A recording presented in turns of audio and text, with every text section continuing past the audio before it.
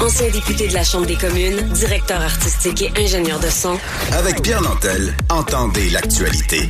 Sans fausse note. C'est pas très romantique à Noël de parler de chiffres, mais il faut parler d'argent. C'est bien clair, on va en parler avec Fabien Major. Bonjour Fabien. Oui, bonjour Pierre. C'est correct de parler d'argent à cette veille de Noël ou l'avant-veille de Noël. Dis-moi, surtout quand c'est pour parler de la vertu incarnée au niveau financier, les fonds de travailleurs comme le fonds de la FTQ. Mm-hmm. Moi, j'avoue que j'ai un préjugé favorable par rapport à ça. Tu sais, comme d'emblée, je lève la main, je suis client. Je trouve ça beau, puis ça soutient nos entreprises, ça amène du rendement, puis surtout un beau crédit d'impôt de 30 % à la cotisation, si je ne me trompe pas. Absolument. Et puis, les rendements ont été publiés au 30 novembre. Et puis, on a ça, c'est tout frais.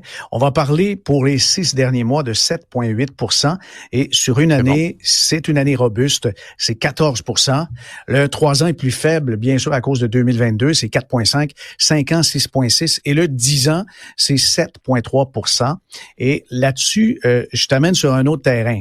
Oui, mais comparé à l'industrie, est-ce que ça se compare? Ouais. Oui, ça se compare très bien. Le 10 ans, le 5 ans, ça se compare à des fonds qu'on appelle équilibrés. C'est des fonds qui sont souvent tout en un, puis là-dedans, on a des obligations, des actions internationales. Très sécuritaire, le capital bouge pas.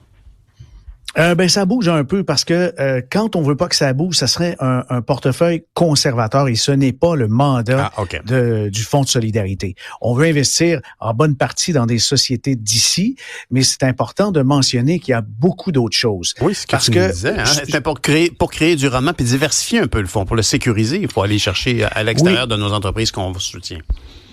Exactement, parce qu'il y a de l'investissement en capital de développement, ça, il y en a pour près de 13 milliards.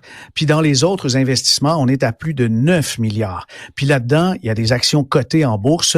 L'actionnaire du Fonds de solidarité FTQ ne le sait peut-être pas, mais il y a des parts dans Google, il y a des parts dans la Banque Royale, dans Apple, dans Tesla, nomme toutes les grosses compagnies. Et là-dessus, où est-ce que moi, je dirais un embêtement, c'est que quand on a un crédit bien sûr pour le capital de développement, puis c'est correct, mais pourquoi l'autre partie ne serait-elle pas facultative pour l'investisseur en disant, OK, moi je veux mettre ma partie dans les sociétés d'ici qui ont besoin de capitaux pour grandir ou survivre. Et puis là, c'est clair. Mais là, maintenant, tout est fondu. On se retrouve dans les derniers états financiers à près de la moitié qui ne sont pas dans le capital de développement. Puis à ce compte-là, si je regarde les résultats, puis je dis, OK, je vais répondre à la mission d'investir de manière diversifiée dans un portefeuille équilibré, ben là, je peux trouver des rendements cette année de plus de 20 % là. Alors, est-ce que le pari, c'est les sociétés d'ici ou se comparer à l'international? Moi, donc, j'ai pas de problème. Ce que tu évoques, Fabien, c'est que, par exemple, on met 1 000 $ dans un fonds de la FTQ, on a droit, si je ne me trompe pas, à 300 $ de crédit d'impôt parce qu'on a contribué à 1 000 $ dans un fonds de travailleurs. Et ce que tu évoques, c'est que comme vaguement, c'est la moitié qui va vers du soutien d'entreprises locales et l'autre moitié est dans des... disons 40%, 45%. Alors toi, tu penses que, par exemple, on pourrait évoquer qu'il serait peut-être plus approprié de recevoir une remise d'impôt de 450 $, j'ai dit 300 $, donc de 130 $ au lieu de 300. C'est ça que tu évoques?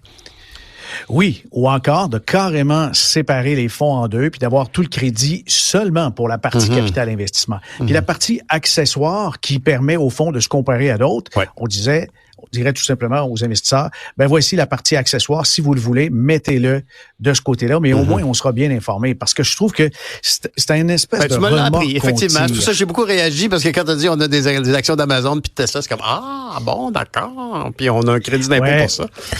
C'est ça qui est justement questionnable, je pense. C'est un bon point. En même temps, j'imagine que c'est un peu comme quand, par exemple, des institutions prêteuses en culture vont prêter des sous à un projet qui certainement va être rentable. Un album d'un artiste très connu qui va en vendre plein, ou ça se vend plus, là, mais je veux dire qui va faire des sous avec ça. Et en même temps, soutenir des artistes créateurs qui, d'emblée, sont déficitaires. Les gens leur vont reprocher à nos institutions prêteuses, vont dire, oui, mais on a besoin que notre argent, parfois, revienne un peu. On a besoin de démontrer que la culture, c'est payant de temps en temps. Si on fait juste soutenir des artistes qui, ultimement, feront pas de vente, ben ultimement, le fonds va s'assécher. Donc, il y a comme une réflexion là-dessus, mais je te comprends de sourciller. C'est la moindre des choses. Je l'ai fait aussi. Oui. Ben oui, t'apportes la culture, puis moi je pense que ça peut s'apparenter au film Crazy, qui était rempli de chansons internationales à succès, David Bowie et compagnie, et puis il y a un crédit d'impôt pour payer des droits d'auteur pour des auteurs-compositeurs internationaux.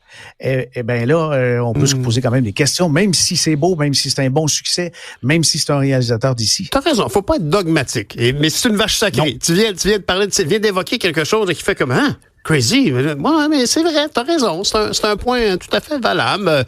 Il y a je me rappelle à l'époque que on avait beaucoup parlé du fait que les licences pour ces chansons-là avaient été coûteuses et que son réalisateur avait vendu le principe que c'était important pour faire le film qu'aujourd'hui on célèbre tant. Mais je comprends ton point. Puis là, tu veux me parler de quelque chose auquel je ne comprends rien d'un bout ou de l'autre. Les bitcoins, la monnaie numérique. J'espère que tu auras la chance de me parler du forage. C'est l'aspect le plus farfelu pour moi de la monnaie numérique. Mais parlons-en donc de Hawk 3 Girl. Ouais, Act 3 Girl. Act 3, qu'est-ce que ça signifie? Ben, je vous demande de vous adresser à votre adolescent ou à votre jeune adulte. Il va vous expliquer ça dans le détail, ce que je ne ferai pas, mais c'est un onomatopée. C'est un son qui est émis lors d'une relation sexuelle. Et c'est en fait dû à la célébrité de Hayley Welch. C'est une jeune femme de 22 ans.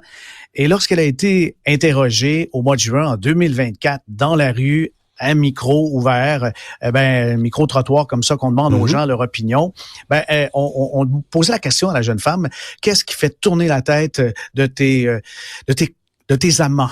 Et puis, elle a prononcé l'onomatopée, octo. Et puis, je vous passe de détails, mais ça l'a rendue célèbre. Elle a eu immédiatement des millions de followers.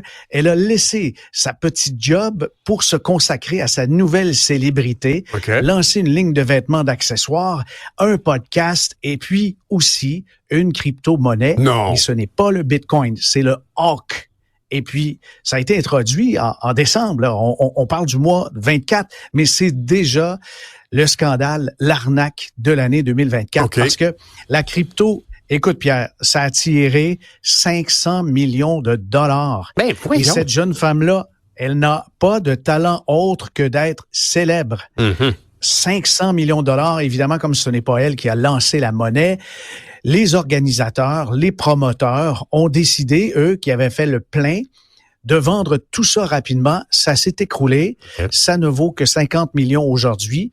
La jeune femme s'est cachée parce que là, maintenant, c'est des poursuites et tout. Les gens la cherchent. Et elle serait partie elle-même avec 50 millions de dollars. Et lorsqu'on voyait que la célébrité... Incroyable!